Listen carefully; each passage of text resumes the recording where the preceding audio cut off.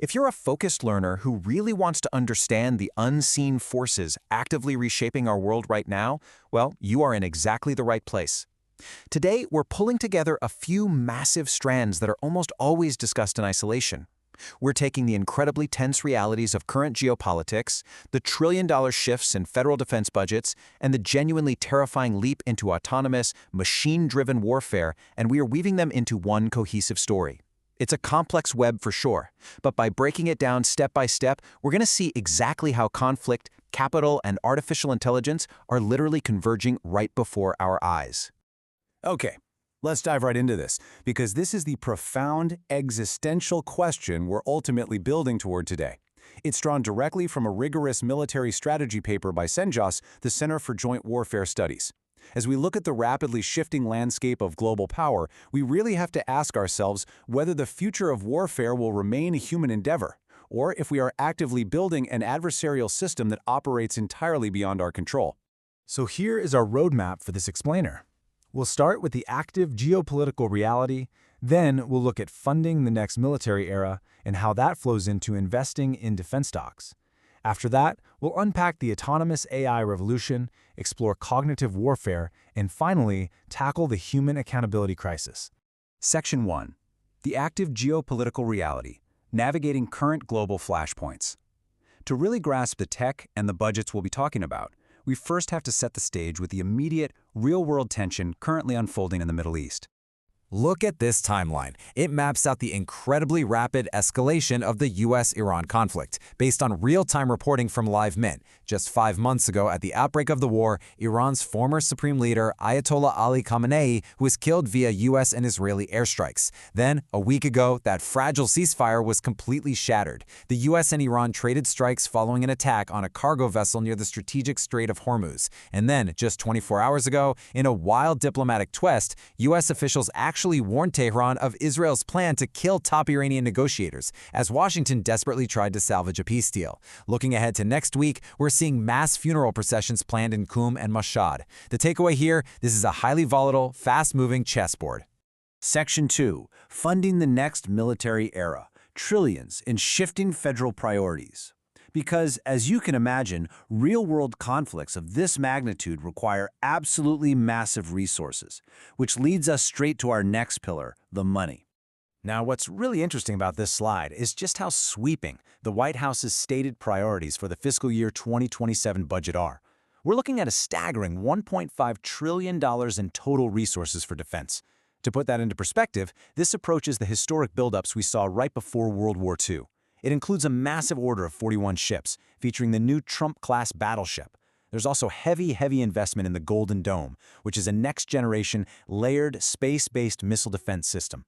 The budget prioritizes personnel, too, offering a 7% pay raise for junior troops, while completely eliminating $1.6 billion in what the administration classifies as woke and DEI programs, moving those funds toward combat readiness. Regardless of where you fall on the political spectrum, we can all agree these are massive, foundational shifts in federal capital allocation. Section 3. Investing in defense stocks, where the government spends its deep pockets. Let's shift over to the financial markets to see how this colossal federal budget actually translates into corporate strategy for defense contractors. This data from Motley Fool highlights the major players in the space. You've got your undisputed titans up here: Lockheed Martin, Boeing, Northrop Grumman, General Dynamics. These stocks offer remarkable stability simply because their revenue is deeply tied to those long-term government contracts we just talked about. They've got deep pockets, predictable growth, solid dividend yields, the whole shebang. But I want to draw your attention specifically to the final ticker on this list, AVA, AeroVironment. While it's much smaller, sitting at a $9.7 billion market cap, this company right here represents the future. They are an absolute leader in drone technology, and their proven success on the ground in places like Ukraine has put them front and center on the Pentagon's radar. Because companies like AeroVironment, they aren't just building fancy remote-controlled airplanes anymore. They are literally building the infrastructure for autonomous drone warfare. That capital we just analyzed is funding a fundamental, terrifying shift in how war is actually fought. Section 4. The Autonomous AI Revolution, Removing the Human from the Loop. This introduces our next major pillar, and it's going to pull the rug out from under everything we just discussed. It's all about to change forever. So the crucial point is understanding the distinction outlined in the CNJOS military strategy paper between a machine that follows orders and a machine that thinks for itself. People mix these up all the time. Automation, over on the left, is like cruise control in your car, or an early drone just following GPS waypoints. It strictly follows preset human rules. Autonomy, on the right side, is an entirely different beast. An autonomous system actually senses its environment in real time, evaluates conflicting objectives, and makes independent, lethal decisions without a single human in the loop. It doesn't just blindly follow orders, it uses algorithmic logic to think for itself. So why are militaries around the globe rushing toward this? The answer is this exact number right here, 50%. When you network these autonomous drones together into a distributed swarm, they begin to operate with a collective intelligence. Research shows that operating in a swarm increases an attack's lethality by exactly 50%, while simultaneously reducing your own drone losses by that exact same 50% margin. It's a real game changer, a categorical, undeniable transformation in tactical effectiveness that honestly, no military on Earth can afford to ignore. And if you think this sounds like science fiction, just look at this timeline of the AI arms race. It is happening right now. The threshold was already crossed back in 2020 in Libya, when Kargu-2 autonomous loitering munitions started making their own targeting decisions. By December 2024, a Ukrainian brigade executed an all-robot combined arms assault.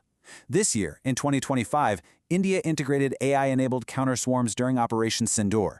And looking a bit further out, China's People's Liberation Army has set a hard deadline of 2035 to achieve a fully intelligentized force. We're talking about AI systems potentially replacing human staff officers in designing operational plans. This evolution spiral is moving at breakneck speed. Section 5. Cognitive warfare. Targeting minds on the battlefield of perception. Because this AI technology isn't just targeting physical assets anymore, it's increasingly targeting the human psyche itself. And this brilliantly illustrates how modern warfare is fundamentally shifting. We're seeing the rise of cognitive intelligence. Cognitive warfare is the systematic targeting and algorithmic manipulation of an adversary's decision-making. Militaries are now using AI to generate millions of customized disinformation vectors and hyper-realistic deepfakes designed to exploit individual psychological vulnerabilities. It's moving away from just blowing up tanks or destroying systems. The goal now? Break the cognitive coherence of an entire nation's population before a single actual shot is ever fired. Section 6. The Human Accountability Crisis, the Legal and Ethical Vacuum. I want you to really consider the ethical nightmare these technologies create when they are combined. The CNJOS paper highlights a truly chilling reality, the complete disillusion of human accountability. Take Israel's Lavender AI system, for example.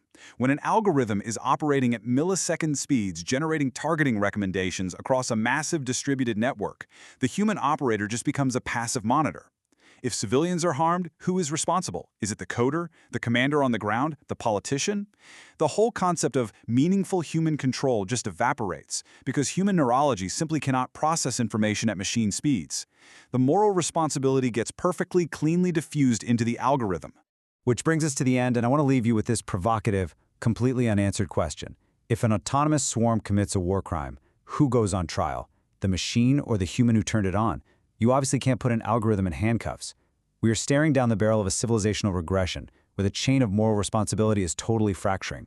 The ultimate challenge of our era isn't just figuring out how to build the best technology, it's ensuring that human choice, accountability, and wisdom somehow remain the absolute foundation of warfare. Thank you so much for joining me on this explainer. Stay curious, stay focused, and I'll catch you in the next one.